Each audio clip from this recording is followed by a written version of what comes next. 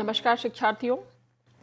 आज हम गुणनफल, गुणनखंड, गुणांक विषय पर चर्चा करेंगे। इसके चर्चा के मुख्य बिंदु हैं गुणनफल का अर्थ क्या है, गुणनफल के क्या उदाहरण हैं, गुणनखंड की परिभाषा, गुणनखंड किसको कहते हैं, गुणनखंड को उदाहरणों से समझेंगे, पद के गुणांक क्या होते हैं और पद को गुणांक के उदाहरण से हम इस पूरी परिचर्चा में समझेंगे। गुणनफल पहले हम देखते हैं। हम जानते हैं कि गुणन 3 गुणे 4 बराबर हमें कितना मिलता है, 12। इसमें 12 3 और 4 का गुणनफल है और 3 तथा 4 12 के 2 गुणनखंड हैं।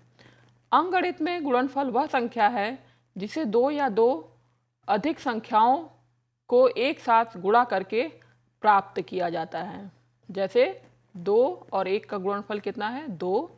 2 और 2 का गुणनफल 4 होता है। 2 और 3 का गुणनफल 6 और 2 और 4 का गुणनफल 8 होता है और 2 और 4 का गुणनफल 10 है। इसी प्रकार से हम अनेकों संख्याएं और उसका गुणनफल लिख सकते हैं। अब हम देखते हैं कि इसी के आधार पर चरों में किस तरह से हम गुणा करते हैं। हमने पिछले उसमें पढ़ा था कि चर क्या हैं, अचर राशियाँ क्या हैं। तो बीजगणित जनरली चर राशियों से संबंधित है। तो इसमें देखते हैं कि चरों को हम किस तरह से गुणा करते हैं। जैसे 5 और y का गुणनफल 5 और y हो जाएगा। x और y का गुणनफल x y और y और z का गुणनफल y z हो जाता है। अब देखते हैं कि बीजीय व्यंजकों का गुणनफल हम किस प्रकार से करेंगे, अगर वह एक पदी हो, द्विपदी हो या उससे ज़्यादा पद उसमें हो तो। सबसे पहले देखते हैं कि 2 एक पदी व्यंजकों का गुणनफल कैसे हम करेंगे।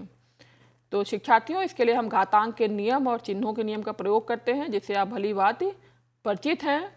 इसमें हम अचर पद को एक साथ गुणा करेंगे और 2 एक जैसे अक्षरों के घातांक को जोड़ देते हैं। जैसे 6a गुणे 2ab करना हो तो हम पहले 6 का 2 से गुणा कर देंगे। फिर a दोनों पदों में कॉमन है और जब कोई घातांक नहीं दिया हुआ है तो उसको क्या एक घात होता है। तो a को घात क्या हुए, आपस में जुड़ गए, 1 + 1 2 हो गया और b पहले है। तो 6 में 2 का गुणा किया तो हमें कितना मिला, 12। और a में घात 1 और 1 जुड़े तो a स्क्वायर हो गया और b, इस प्रकार इसका उत्तर कितना हुआ, 12। a स्क्वायर b इसका उत्तर हो गया। अब हम देखते हैं कि अगर एक पद एक पदी हो और दूसरे में बहुपद हो तो उसका गुणनफल कैसे प्राप्त होता है। इस दशा में हम बहुपद के हर पद को एक पद से गुणा करते हैं और जो हमें बहुपद प्राप्त होता है वही उसका गुणनफल होता है। जैसे देखिए, एक पद है x² y और उसमें हम एक बहुपद थे y² + 2xy + 1 से गुणा करते हैं। तो हम क्या करेंगे, जो ये एक पद है और बहुपद के हर पद से अलग अलग हम पहले उसमें गुणा करते हैं। तो क्या हो जाएगा, पहला स्टेप हमारा होगा x² y का गुणा y² से होगा, फिर प्लस x² y का गुणा 2xy से हो जाएगा, फिर x² y का गुणा 1 से होगा। अब हम x² y गुणे y² का गुणा करते हैं तो चूंकि दूसरे पद में x नहीं है तो ये वैसे ही रह जाएगा, x² हो जाएगा और y का घात 1 और घात 2 जोड़ के आपस में जुड़ेंगे, फिर प्लस 2x, इसमें एक पद में x² है और एक में x है, दोनों जोड़ के 2 + 1 उनके घात जुड़ जाएंगे और y का एक घात और दूसरे y का एक घात जोड़ के y² हो जाएगा और तीसरे पद में 1 से गुणा करेंगे तो वो ऐसे ही रहेगा, x² y ही रहेगा। इस प्रकार हम देखते हैं कि इसका गुणनफल हमें क्या प्राप्त हुआ, x² y³ + 2x³ y² + x² y, हमें उसका गुणनफल प्राप्त होता है। अब हम अगर देखें कि 2 बहुपदों का गुणन करते हैं तो हमें क्या मिलेगा। इस दशा में हम बहुपद के हर पद को दूसरे बहुपद के हर एक पद से गुणा करते हैं। उसके बाद हम एक जैसे पदों को इकट्ठा करके उत्तर प्राप्त कर सकते हैं। प्राप्त बहुपद ही हमारा गुणनफल होता है। जैसे 2n+3 में n² माइनस 3n+4 का गुणा करेंगे तो पहले व्यंजक का 2n लिया हमने और दूसरे व्यंजक के सभी पदों से गुणा करेंगे। 2n गुणे n² होगा, फिर 2n का गुणा माइनस 3n से होगा, फिर 2n का गुणा 4 से होगा, धन 3 का गुणा n² से, फिर 3 का गुणा माइनस 3n से, फिर 3 का 4 से गुणा होगा।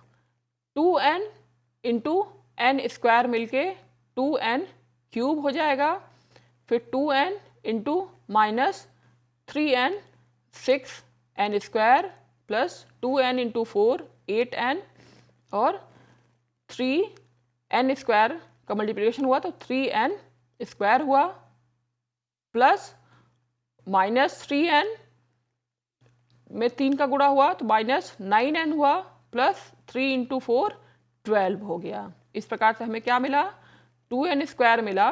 और हम ये देख रहे हैं कि इसमें 6 माइनस 3 कर देंगे तो n² हुआ, प्लस 8 माइनस n को हमने बाहर ले लिया, n कॉमन है दोनों में, प्लस 12 किया तो हमें गुणनफल प्राप्त हुआ 2n³ minus 3n² minus n plus 12 प्राप्त हुआ। अब हम देखते हैं कि ये गुणनखंड क्या होता है। किसी व्यंजक में एक या एक से अधिक पद होते हैं। जैसे व्यंजक 3xy माइनस 4 में दो पद 5xy और माइनस 4 है। यहाँ 5xy 5x और y का गुणनफल है। हम कह सकते हैं कि 5x और y 5xy का गुणनखंड है। अतः किसी संख्या का गुणनखंड वह संख्या होती है जिन्हें आपस में गुणा करके पुनः वही संख्या प्राप्त की जा सकती है। हर संख्या अपने गुणनखंडों का गुणनफल होती है। एक अचर गुणनखंड को एक राशि गुणनखंड कहा जाता है। एक चर गुणनखंड को एक शाब्दिक या बीजीय गुणनखंड कहा जाता है। व्यंजक 5xy माइनस 6y में दो पद 5xy और माइनस 6y हैं।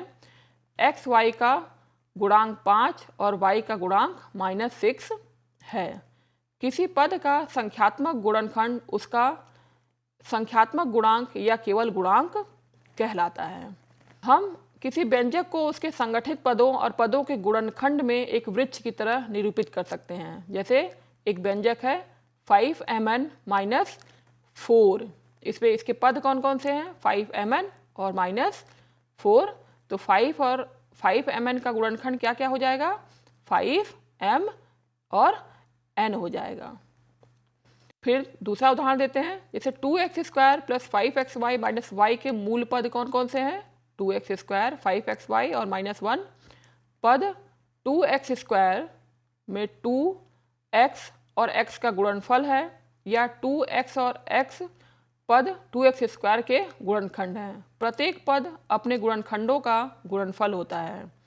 पद 5xy 5x और y का गुणनफल है। इसको हम एक और उदाहरण देते हैं जिसमें हम एक वृक्ष आरेख के द्वारा देखेंगे। जैसे ax² plus by plus c है, तो उसका जो प्रथम पद है ax², द्वितीय पद क्या हुआ by और तृतीय c हुआ। ax² के गुणनखंड क्या क्या हो जाएंगे, ax और y।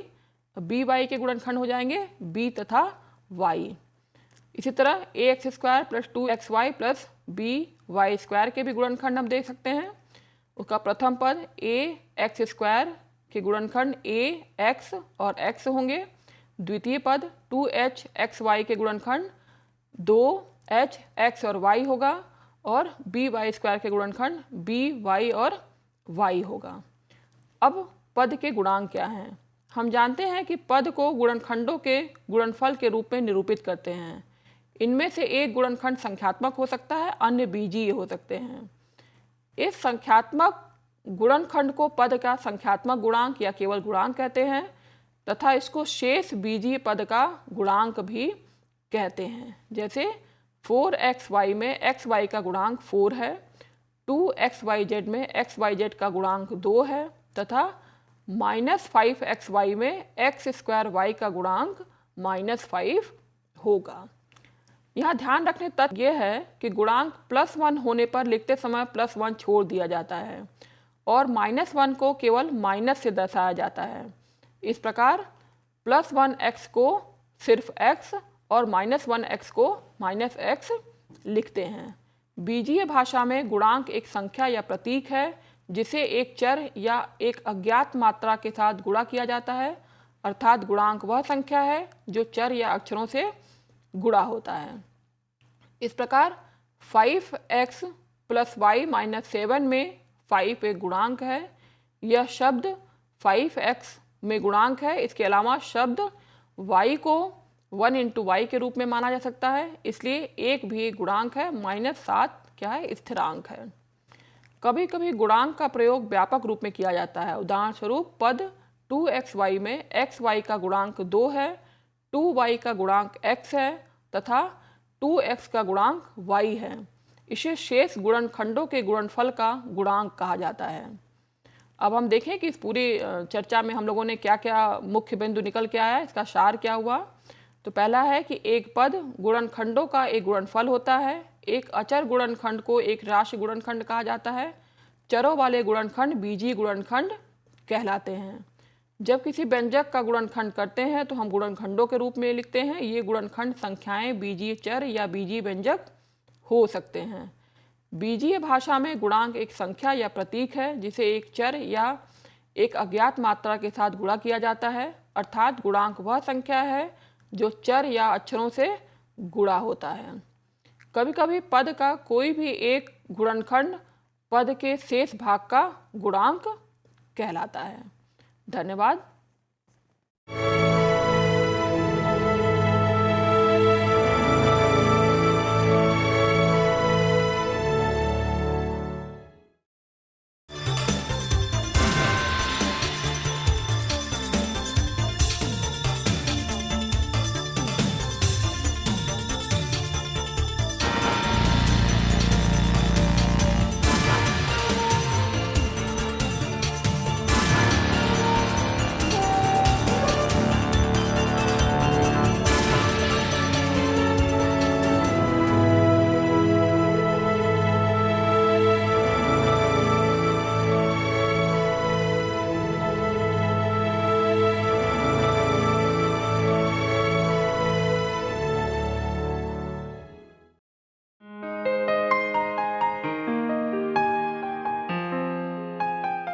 नमस्कार शिक्षार्थियों, NIOS के स्टूडियो में आप सभी का स्वागत है। मैं डॉक्टर आदेश शक्ति राय आज आपसे बीजगणितीय व्यंजक चर व अचर पद प्रकरण पर चर्चा करूंगी। चर्चा के जो प्रमुख बिंदु हैं वह इस प्रकार हैं। चर व अचर पद क्या होते हैं, बीजगणितीय व्यंजक का अर्थ क्या है, बीजगणितीय व्यंजक के उदाहरण समझेंगे हम, बीजगणितीय व्यंजक के विभिन्न अंगों के बारे में जानेंगे, व्यावहारिक रूप से व्यंजकों का प्रयोग कैसे करते हैं यह देखेंगे, बीजगणितीय व्यंजक कितने प्रकार के होते हैं तथा समान या सजातीय और असमान विजातीय पद क्या होते हैं। विद्यार्थियों, हम जानते हैं कि जो अक्षर संख्याओं को दर्शाने के लिए प्रयुक्त किए जाते हैं अक्षर संख्या या बीज कहलाते हैं। गणित की वह शाखा जिसमें बीजों के प्रयोगों से समस्याएं हल की जाती हैं बीजगणित कहलाता है। अतः बीजगणित गणित की वह शाखा है जिसमें संख्याओं को अक्षरों या चिन्हों द्वारा निरूपित किया जाता है, परंतु संक्रिया चिन्ह वही रहते हैं जिनका प्रयोग अंकगणित में होता है। जैसे कि किसी आयत की लंबाई और चौड़ाई के गुणनफल से उसका क्षेत्रफल प्राप्त होता है। इस तथ्य को हम 6 = ल गुणे च से निरूपित कर सकते हैं, जहाँ लंबाई और चौड़ाई दोनों का मान कोई भी संख्या हो सकती है। हम देखते हैं पहले कि चर या अचर पद क्या है। हम जानते हैं कि वृत्त का जो व्यास होता है वह त्रिज्या का दुगुना होता है। इसको 2 गुणित त्रिज्या लिख सकते हैं। अब हम इस तालिका में देखते हैं कि जैसे जैसे त्रिज्या का मान बदलता जाएगा उसका जो व्यास है वो चेंज होता जाएगा। अगर हम त्रिज्या 2 है तो 2 गुणे 3 उसका व्यास 6 होगा। आर का मान अगर हम 4 कर दें तो डायमीटर 8 हो जाएगा। उपरोक्त सारणी से हमने देखा कि आर का मान बदलने पर डी का मान भी बदल जाता है, अर्थात R तथा D के मान तो बदल जाते हैं किंतु 2 नहीं बदलेगा। दूसरा उदाहरण देखते हैं। एक कार 30 किलोमीटर प्रति घंटा की चाल से जा रही है। कार द्वारा चली गई दूरी चाल एवं समय में निम्नांकित संबंध हैं। दूरी इक्वल टू चाल गुणे समय, s बराबर चाल यहाँ पर 30 है तो 30 गुणे t हो जाएगा। अब हम देखते हैं कि अगर समय घंटे में 1 हो तो दूरी कितनी चलेगी, वो 30 किलोमीटर। अगर समय 2 घंटा हो तो 30 गुणे 2 घंटे में 60 किलोमीटर जाएगा। और अगर हम समय को 3 घंटा कर दें तो 30 गुणे 3 उसकी दूरी 90 किलोमीटर हो जाएगी। उपरोक्त दोनों तालिकाओं में हम देखते हैं कि कुछ राशियों का मान विभिन्न परिस्थितियों में बदलता रहता है और कुछ का मान परिस्थिति के अनुसार नहीं बदलता है। जिनका मान परिस्थिति के अनुसार बदलता है वे चर तथा जिनका मान नहीं बदलता है वे अचर कहलाती हैं। अर्थात चर एक अक्षर संख्या है जिसके कई मान हो सकते हैं, जबकि अचर का मान स्थिर रहता है। तालिका 1 में R और D चर हैं तथा 2 अचर हैं। इसी प्रकार तालिका 2 में T और S चर हैं तथा 30 अचर हैं। बीजगणित में हम साधारणतः अचर राशियों के लिए A, B, C और चर राशियों के लिए x, y, z का प्रयोग करते हैं। जैसे 2xy + 3 में 2 और 3 अचर हैं जबकि x और y चर हैं। अब हम देखते हैं कि ये बीजगणितीय व्यंजक क्या होते हैं। विद्यार्थियों, हम जानते हैं कि अंकगणित में हम जैसे 2 गुणे 5 धन 4 या 5 धन 4 गुणे 3 जैसे व्यंजकों से परिचित हैं। इन व्यंजकों को बनाने के लिए संख्याओं एवं 4 संक्रियाओं योग, व्यवकलन, गुणन तथा विभाजन का प्रयोग किया जा सकता है। व्यंजकों को चरों का प्रयोग करके भी प्राप्त किया जा सकता है। जैसे मान लीजिए कि राम के पास 45 रुपये हैं, उसने कुछ रुपए मोहन को दे दिए। मान लीजिए कि राम ने मोहन को x रुपए दिए तो राम के पास कुल कितने रुपए बचे, 45 माइनस x रुपए उसके पास शेष बचे। दूसरा उदाहरण देखते हैं। राधिका रमा की छोटी बहन है। राधिका रमा से 6 वर्ष छोटी है। क्या राधिका की आयु को पदों में व्यक्त किया जा सकता है? तो यहाँ पर हम देखते हैं कि मान लें कि रमा की आयु क्या है, y वर्ष है। दिया है कि राधिका रमा से 6 वर्ष छोटी है, अतः राधिका की आयु कितनी हो जाएगी, y माइनस 6। उपरोक्त उदाहरणों में 45 माइनस x तथा y माइनस 6 ही क्या है, बीजगणितीय व्यंजक हैं।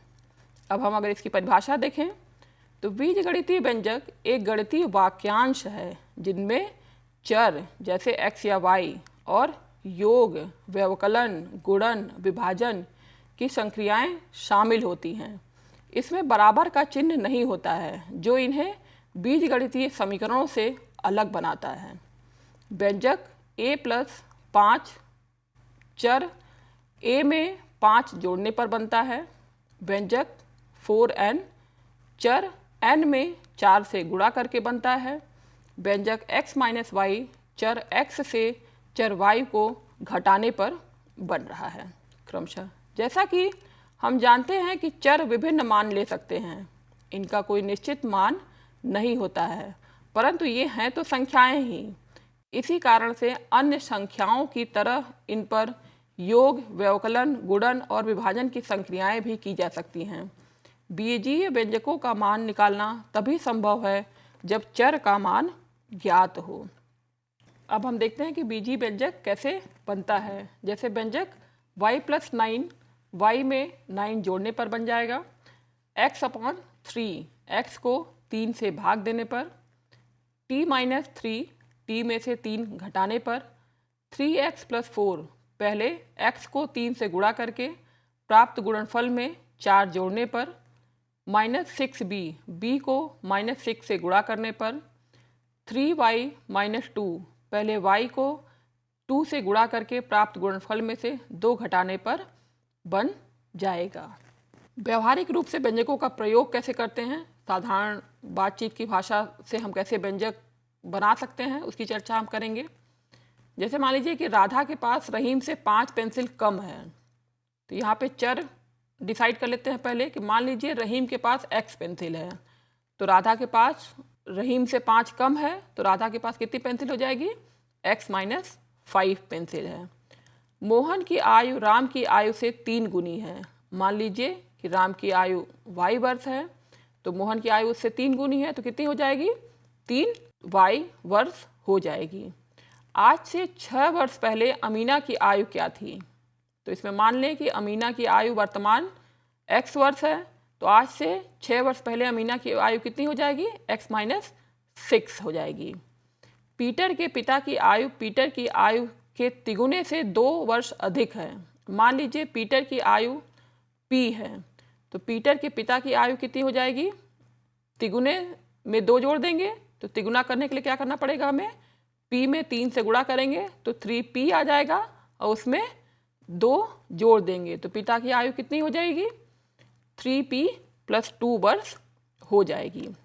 हम देते हैं व्यंजक के कितने विभिन्न अंग कौन कौन से हैं। तो उदाहरण के तौर पर अगर हम 5n + 8 लिए, तो इसमें 5 क्या है? गुणांक है। किस में गुणा हुआ है? चर n में। प्लस क्या है? यहाँ पे संक्रिया है, मैथमेटिकल ऑपरेशन है। और 8 क्या है? एक अचर राशि है जो कि परिवर्तित नहीं होगी, इसलिए यह 8 अचर है। n का मान परिवर्तित होता रहेगा, हम भिन्न भिन्न मान n के रख सकते हैं, तो ये क्या है? चर है। क्रमशः कोई भी संख्या, जैसे हमने 8 लिया है या यहाँ कोई भी संख्या हो सकती है, वो क्या है? अचर है। चर को हम x, y, z से लिखते हैं और संक्रियाएं हमारी कौन कौन सी यूज़ होंगी? जोड़, घटाना, गुणा और भाग। और इस तरह से इन सबको मिला के बीजीय व्यंजक हम बहुत सारे बना सकते हैं। उदाहरण के स्वरूप पे 2x + 3y + 5 यहाँ पर बनाया गया है। अब ये बीजगणितीय व्यंजक के कितने प्रकार हैं, इसको अगर हम देखें तो यह एक पद, द्विपद, त्रिपद या बहुपद में बांट सकते हैं। एक पदीय व्यंजक वह बीजीय व्यंजक हैं जिनमें केवल एक पद हो, जैसे 3xy, 4x, 3z² इत्यादि। ये सब क्या है? एक पदीय व्यंजक हैं, इनमें बस एक ही पद हैं। द्विपद ऐसे व्यंजक जिसमें केवल 2 पद हों और वे असमान हों, द्विपद कहलाता है। जैसे 3xy + 8, 4x + 3y, xy + 2z इत्यादि क्या हैं? ये द्विपद व्यंजन हैं। वह व्यंजक जिसमें 3 असमान पद हों त्रिपद कहलाता है। उदाहरण स्वरूप 2a + 3b - 6। बहुपद सामान्यतः 2 या 2 से अधिक पद वाले व्यंजक को बहुपदीय व्यंजक कहते हैं। उदाहरण के तौर पे xy + yz + zx एक क्या है? बहुपद व्यंजक है, क्योंकि इसमें 2 या 2 से अधिक पद हैं। अब हम देखते हैं कि सजातीय या असमान विजातीय पद क्या होते हैं। जैसे उदाहरण के रूप में हम देखें कि व्यंजक 6xy - 5x + 8xy - 7 में पद 6xy के गुणनखंड 6x और y हैं तथा 8xy के गुणनखंड 8x और y हैं। इस प्रकार इनके बीजीय गुणनखंड एक समान हैं, इसलिए ये समान पद हैं। सजातीय पदों को जोड़कर व्यंजक को सरल किया जा सकता है ना। जिन पदों के बीजीय गुणनखंड समान होते हैं वे समान पद कहलाते हैं। उनके संख्यात्मक गुणांक अलग अलग हो सकते हैं, जैसा कि हमने ऊपर के उदाहरण में देखा। 6xy और 8xy में इनका संख्यात्मक गुणांक 6 और 8 अलग अलग हैं, लेकिन बाकी उनके पद क्या हैं? एक समान है, इसलिए ये सजातीय या इनको समान पद कहते हैं। पुनः देखें उसी उदाहरण को। 6xy - 5x + 8xy - 7 में से पद 6xy और -5x में भिन्न भिन्न बीजीय गुणनखंड हैं। इनके क्या हैं? इनको गुणनखंड करने पे एक समान खंड नहीं है, इसलिए ये क्या है? असमान पद हैं। जिन पदों के बीजीय गुणांक आपस में समान नहीं होते हैं उन्हें असमान पद कहते हैं। बीजीय व्यंजकों के मान कैसे ज्ञात करेंगे? बीजीय व्यंजकों का मान उसे बनाने वाले चरों के मान पर निर्भर करता है। अनेक परिस्थितियों में व्यंजक के मान को ज्ञात करने की ज़रूरत पड़ती है। जैसे एक बीजीय व्यंजक अगर हम ए स्क्वायर लें, जहाँ पर ए सेंटीमीटर भुजा वाले वर्ग का क्षेत्रफल कितना होगा, ए स्क्वायर वर्ग सेंटीमीटर होगा।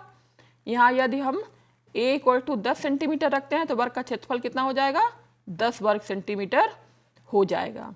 इसी तरह ए के भिन्न भिन्न मानों पर हमको वर्ग का क्षेत्रफल भिन्न भिन्न मिलता रहेगा। इसीलिए किसी भी बीजीय व्यंजक का मान निकालने के लिए उस चर के जब हम भिन्न भिन्न मान रखते हैं तो उस बीजीय व्यंजक का मान हम ज्ञात कर पाते हैं।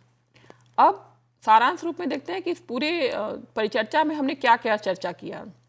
पहली बात हमने कही कि बीजगणित अंकगणित का सामान्यीकरण है। इसमें संख्याओं को अक्षर या प्रतीकों के रूप में निरूपित करते हैं। प्रत्येक संख्या अचर होती है तथा अक्षरों या प्रतीकों को विभिन्न स्थितियों में भिन्न भिन्न मान हो सकते हैं। ऐसी अक्षर संख्याएं जिनका संख्यात्मक मान विभिन्न परिस्थितियों में बदलता रहता है चर कहलाती हैं। वे अक्षर संख्याएं जिनका संख्यात्मक मान हर परिस्थिति में अपरिवर्तित रहता है अचर कहलाती हैं। चरों और अचरों से बीजीय व्यंजक बनते हैं। व्यंजक बनाने के लिए चरों और अचरों पर योग, व्यवकलन, गुणन और विभाजन की संक्रियाएं की जाती हैं। व्यंजक पदों से मिलकर बनते हैं। फिर हमने देखा कि एक या अधिक पदों से बना व्यंजक एक बहुपद कहलाता है। विशिष्ट रूप से एक पद वाला व्यंजक एक पदी, दो पद वाला व्यंजक द्विपद और तीन पदों वाला त्रिपद व्यंजक कहलाता है। ऐसे पद जिनमें बीजीय गुणनखंड एक जैसे हों समान पद तथा भिन्न भिन्न बीजीय गुणनखंडों वाले पद असमान पद कहलाते हैं। धन्यवाद।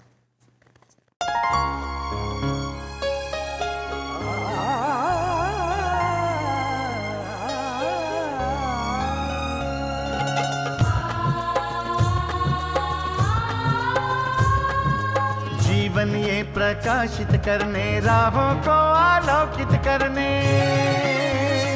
हम अपना दीपक स्वयं बने, हम अपना रास्ता स्वयं चुने।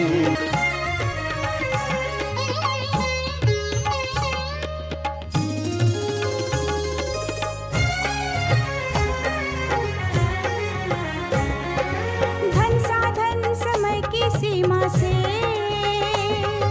विद्यालय जो मुक्त हो, धन साधन समय की सीमा से विद्यालय जो मुक्त हो। कभी पढ़े हम कहीं पढ़े, वे विषय की लोच से युक्त हो। मित्रों हम उठे और जागे, मंजिल आने की ध्वनि सुने, हम अपना दीपक स्वयं बने, हम अपना रास्ता स्वयं चुने।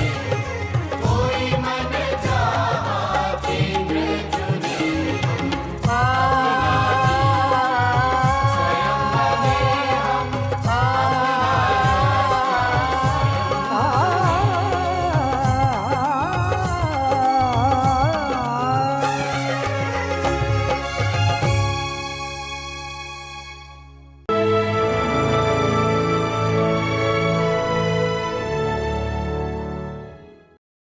हिंदुस्तान के हर कोने में नौजवानों के पास प्रतिभा है, उन्हें अवसर चाहिए। NIOS देता रहा है युवाओं को अवसर आगे बढ़ने का। NIOS से पढ़ने वाले इन युवाओं ने किया है संस्थान को गौरवान्वित। दिव्यांगों ने बन के दिखाया है सबल और आत्मनिर्भर। NIOS के साथ आप भी जुड़िए NIOS के संग।